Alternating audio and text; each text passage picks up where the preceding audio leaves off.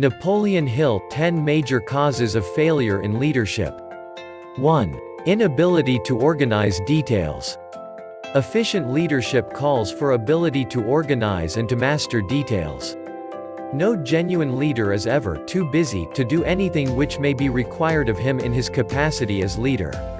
When a man, whether he is a leader or follower, admits that he is too busy to change his plans, or to give attention to any emergency, he admits his inefficiency. The successful leader must be the master of all details connected with his position. That means, of course, that he must acquire the habit of relegating details to capable lieutenants. 2. Unwillingness to render humble service. Truly great leaders are willing, when occasion demands, to perform any sort of labor which they would ask another to perform. The greatest among ye shall be the servant of all, is a truth which all able leaders observe and respect. 3. Expectation of pay for what they know, instead of what they do with that which they know. The world does not pay men for that which they know. It pays them for what they do, or induce others to do. 4. Fear of competition from followers. The leader who fears that one of his followers may take his position is practically sure to realize that fear sooner or later. The able leader trains understudies to whom he may delegate, at will, any of the details of his position.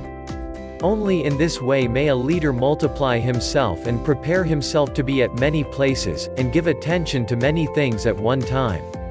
It is an eternal truth that men receive more pay for their ability to get others to perform, than they could possibly earn by their own efforts. An efficient leader may, through his knowledge of his job and the magnetism of his personality, greatly increase the efficiency of others, and induce them to render more service and better service that they could render without his aid. 5. Lack of imagination.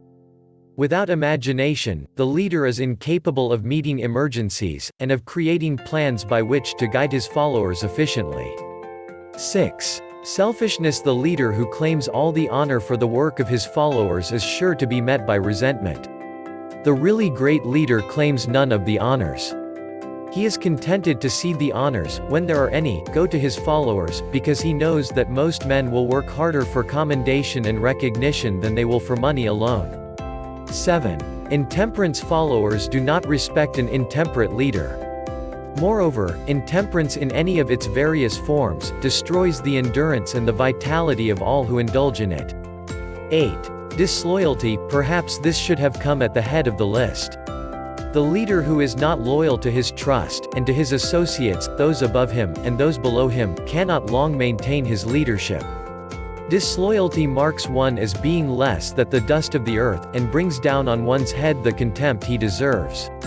Lack of loyalty is one of the major causes of failure in every walk of life. 9. Emphasis of the authority of leadership. The efficient leader leads by encouraging, and not by trying to instill fear in the hearts of his followers.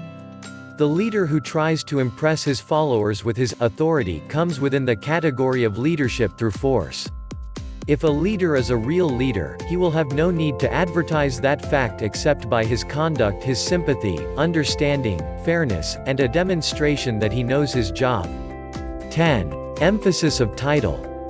The competent leader requires no title to give him the respect of his followers. The man who makes too much over his title generally has little else to emphasize. The doors to the office of the real leader are open to all who wish to enter, and his working quarters are free from formality or ostentation. These are among the more common of the causes of failure in leadership. Any one of these faults is sufficient to induce failure. Study the list carefully if you aspire to leadership and make sure that you are free of these faults.